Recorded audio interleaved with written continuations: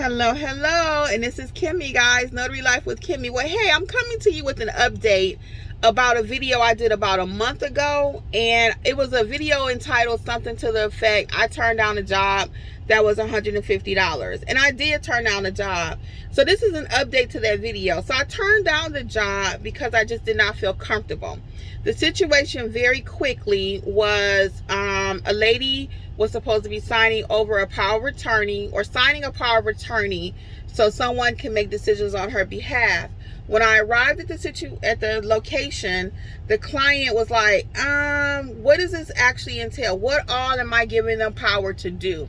So she was very uncomfortable, and I could feel that and sense it.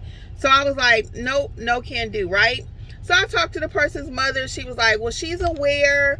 Talk to the client again. The client is like, yeah, I don't mind signing it for this part, but I don't want them to have complete access over this. So by me not being able to confirm what was in the document, because that's not my responsibility, that's doing what's called the unauthorized practice of law, then I could have been in trouble trying to explain it to her. So I said, well, if you're uncomfortable, we need to get you to speak to the person who prepared the document so you can be sure what you're signing.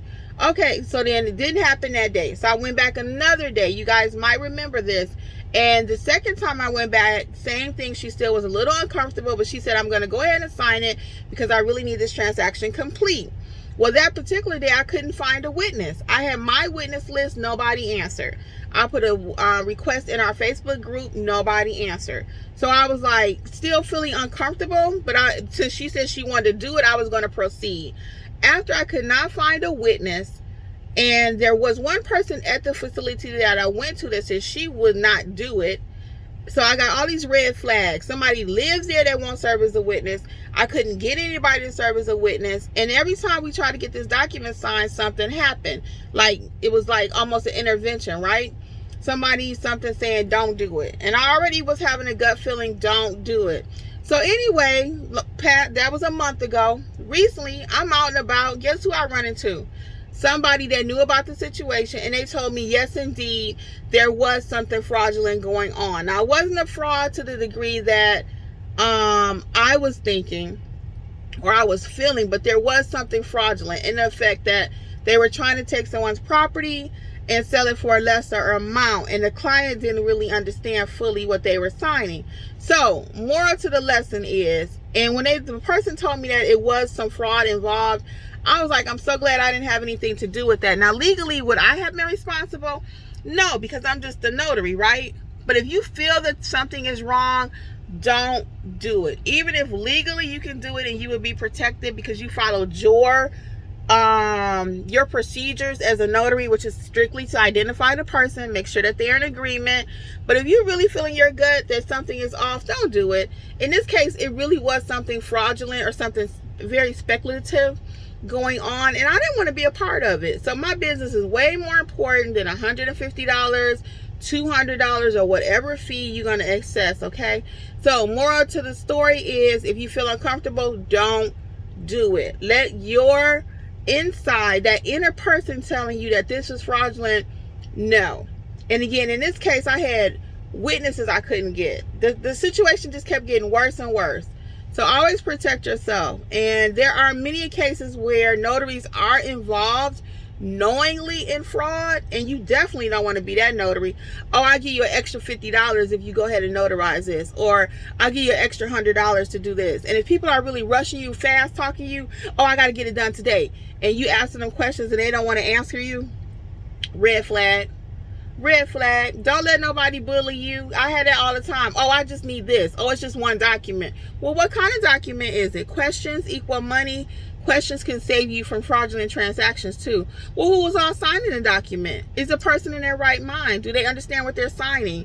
You have to ask questions, because if you don't, the people will try to bully you. They will bully you as the notary.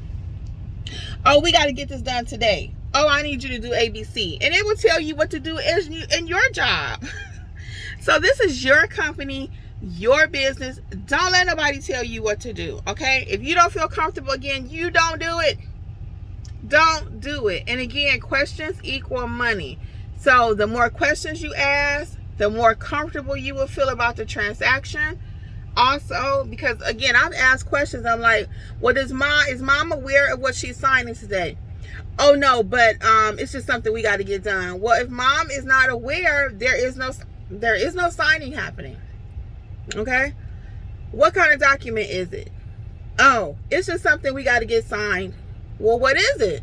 Even though it's not your business what the document is technically, or what's in the document, I do want more details because I'm signing and I'm stamping it. So you're accepting responsibility semi about what's going on with that transaction as a notary, right? You're at least confirming that the person is who they say they are. You're also confirming that the person is aware of what they're signing, who all was at the signing. So I write all those kind of details in my journal. So even though I did not complete the signing for that last person that I was talking about that ended up being fraudulent, I wrote it in my journal because I went out there 2 times, right? So I wrote it in my journal just as something for me to remember as to what happened. Again, your journal is going to be your best friend. I have all kind of videos on that because you want to write details. If you don't write what happened, you won't remember. If I ask you right now, what did you have for dinner last week? You're going to say, I'll say, what did you have for dinner last Friday? I don't know. So are you going to really remember a notarization that happened 6 months ago when somebody calls you and say, hey, why did you notarize that? Or if they need a copy of it. In a couple of other videos I have, I've talked about that people call you later and they need a copy of something that happened. So always protect yourself. So in this particular case, yes, it was fraudulent. I'm so pleased I had nothing to do with it. And learn from me. Don't do it. Okay? Well, until next time, this is Notary Life with Kimmi. Bye.